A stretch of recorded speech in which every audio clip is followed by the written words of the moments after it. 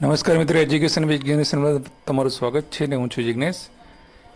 મિત્રો, સામાજિક વિજ્ઞાનનો ત્રીજો તબક્કો જે આજે શરૂ થયો છે અને 2 દિવસ માટે ત્રીજો તબક્કો જે છે અને આજે 8-10-2025ની અપડેટ આ વિડીયોમાં તમને મળશે અને સાથે સાથે ભાષાની અંદર પણ ત્રીજો તબક્કો જે જાહેર થયેલો છે તો એ તમામ ભાષાઓમાં કઈ કેટેગરીમાં કેટલા ઉમેદવાર ત્રીજા તબક્કામાં બોલાવ્યા છે એની પણ ચર્ચા આપણે આ વિડીયોમાં જ કરીશું. તો પહેલાં વાત કરી લઈએ સામાજિક વિજ્ઞાનના આજના દિવસમાં જે છે એ જેવી રીતે તમે જાણો જ છો કે 2 કેટેગરી ઉમેદવારોને જ કોલ લેટર આપવામાં આવેલા હતા. તો એસટી કેટેગરીમાં લાસ્ટ મેરિટ નંબર જે છે ST 519 અને એમનું જે મેરિટ હતું એ 66.1845 હતું અને કુલ જે ઉમેદવારો જે છે એ 400 જેટલા ઉમેદવાર જે છે એસટી કેટેગરીના બોલાવવામાં જે આવેલા હતા. અને SC/BC કેટેગરીમાં લાસ્ટ મેરિટ નંબર હતો 1327 અને લાસ્ટ જે મેરિટ હતું 71.5113 હતું અને કુલ 50 ઉમેદવારોને બોલાવવામાં આવેલા હતા. પણ ST કેટેગરીની વાત કરીએ તો જે 400 ઉમેદવાર આજે જે બોલાવવામાં આવેલા હતા એમાંથી 273 ઉમેદવાર જિલ્લા પસંદગી કરવા માટે હાજર રહ્યા હતા. એટલે કે સારી એવી સંખ્યા કહી શકે કે 273 ઉમેદવારોએ જિલ્લા પસંદગી કરી લીધી. સારી એવી જગ્યાઓ જે છે આજે એસએસમાં ભરાઈ ગઈ અને SC/BC કેટેગરીમાં જે સીટો બાકી હતી એ 24 જેટલી સીટો જે બાકી હતી એમાંથી જે 9 જેટલી સીટો રહી એ PHની નીકળી અને એ 9 જેટલી બાકી જે રહી અને બાકીની જે 15 સીટો જે છે એ ભરાઈ ગઈ. એટલે જે 50 જેટલા ઉમેદવારોને બોલાવવામાં આવેલા હતા એમાંથી ખાલી જે 15 ઉમેદવાર જે છે એમનું સિલેક્શન થઈ શક્યું. બાકીના જે ઉમેદવાર જે રહ્યા એ એક્સેસ તરીકે આવેલા જે હતા એ લોકોને જે છે એ વેઇટિંગની અંદર એમને આવ્યા છે. તો ઓલ ઓવર આપણે વાત કરીએ તો કુલ 450 ઉમેદવાર જે છે બંને કેટેગરીના થઈને જે બોલાવવામાં આવેલા હતા અને આજની જિલ્લા પસંદગીનો આંકડો જે છે એ 288 એટલે કે 288 ઉમેદવારોએ આજે સામાજિક વિજ્ઞાનમાં જિલ્લા પસંદગી કરી છે. તો 8 તારીખની અપડેટ થઈ. હવે આપણે સમરીની વાત કરીશું કે કુલ સમરી જે આપણી જે છે એની વાત કરીએ તો સમરીમાં તમે જોઈ શકો છો અહીંયા કે જે અહીંયા રેડ સેક્શનમાં તમને જોવા મળે છે કે જે કેટેગરીની સીટો પૂર્ણ થઈ ગયેલી હતી એટલે એની આપણે તમને અલગ રીતે બતાવેલી છે. અને જે પણ અહીંયા SCમાં તમને 6નો આંકડો જોવા મળે છે, SC/BCમાં હવે 9 જોવા મળશે, EWSમાં જે 2 જોવા મળે છે. તો જે રેડવાળી જે છે PHની જગ્યાઓ જે છે ઓપન કેટેગરીમાં ચોક્કસથી બધી જગ્યાઓ ભરાઈ ગઈ છે અને જે શૂન્ય જે છે બાકીમાં SCમાં 6 PH બાકી છે. STની અંદર ખાસ વાત કરીએ હવે કે 521 કુલ જે જગ્યાઓ હતી 529 એની અંદર 306 સીટો હવે ભરાઈ ગઈ છે અને 223 સીટો બાકી છે. તો આવતીકાલે જે 400 ઉમેદવારો જવાના છે એટલે આવતીકાલે જે છે આ 223 સીટો જે છે એ ભરાઈ જશે અને ચોક્કસથી કે આવતીકાલનો દિવસ જે રહ્યો એ સામાજિક વિજ્ઞાનમાં જિલ્લા પસંદગી પૂર્ણ થઈ જશે. એટલે કે હવે 223 સીટો તો ભરાઈ જ જશે આરામથી જે 400 જણા બોલાવે છે એમાંથી, બરાબર. અને બાકીની કેટેગરીમાં તો બધું પૂર્ણ થઈ ગયું છે જગ્યાઓ, એટલે હવે બીજો કોઈ સામાજિક વિજ્ઞાનનો કોઈ રાઉન્ડ પડશે નહીં. એટલે ઓલ ઓવર આપણે જોવા જઈએ તો 8-10-2025ના એન્ડ સુધીમાં અત્યારમાં 2082 જગ્યાઓ જે કુલ હતી એમાંથી 1842 જગ્યાઓ ભરાઈ છે અને ટોટલ જોવા જઈએ તો 240 જગ્યાઓ બાકી છે. પણ કાલે 223 જગ્યાઓ જે બચે છે બતાવવામાં આવશે ST કેટેગરીવાળા મિત્રોને અને બાકીની જે કેટેગરીની PH જગ્યાઓ છે એ બતાવવામાં નહીં આવે.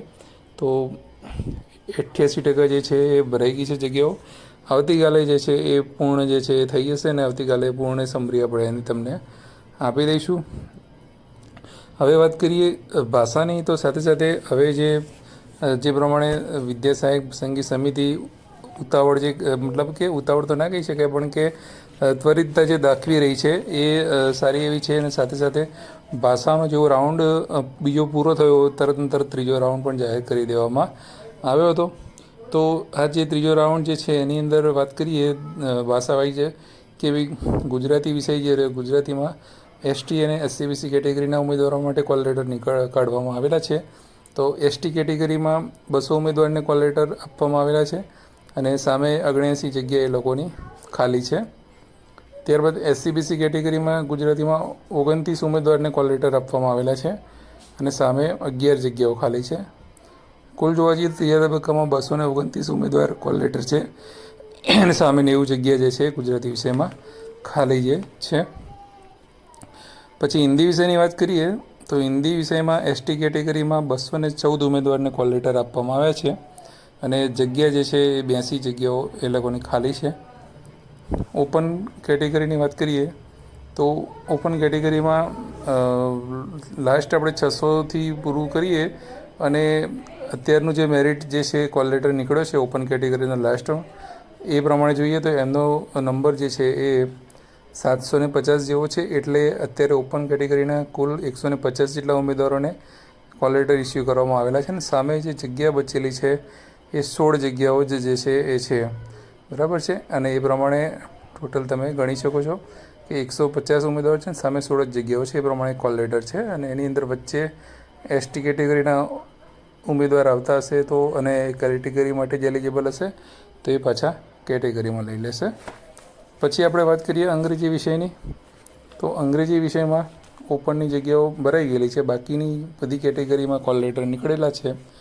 તો એસસી કેટેગરીમાં 30 ઉમેદવારોને બોલાવવામાં આવેલા છે ત્રીજા તબક્કામાં અને સામે 8 જગ્યાઓ ખાલી છે.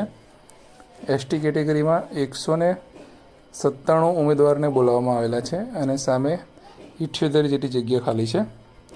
એસસીબીસી કેટેગરીમાં 108 ઉમેદવારોને બોલાવવામાં આવેલા છે અને સામે 43 જેટલી જગ્યાઓ ખાલી છે. ઈડબ્લ્યુએસ કેટેગરીમાં 45ને કોલ લેટર આપવામાં આવ્યા છે અને સામે 16 જગ્યાઓ ખાલી છે. ટોટલ ત્રીજા તબક્કામાં 380 ઉમેદવારના કોલ લેટર જે છે એ અંગ્રેજી વિષયમાં કાઢવામાં આવ્યા છે અને જગ્યા જે છે 145 બાકી છે. ત્યારબાદ વાત કરીએ સંસ્કૃત વિષયની તો સંસ્કૃત વિષયમાં તમામ કેટેગરીની જગ્યાઓ ભરાઈ ગયેલી છે, ખાલી એસટી કેટેગરીની જ જગ્યાઓ બાકી છે. તો એસટી કેટેગરીમાં 212 ઉમેદવારોને બોલાવવામાં આવેલા છે ત્રીજા તબક્કામાં અને સામે જગ્યા ખાલી છે 80 જેવી.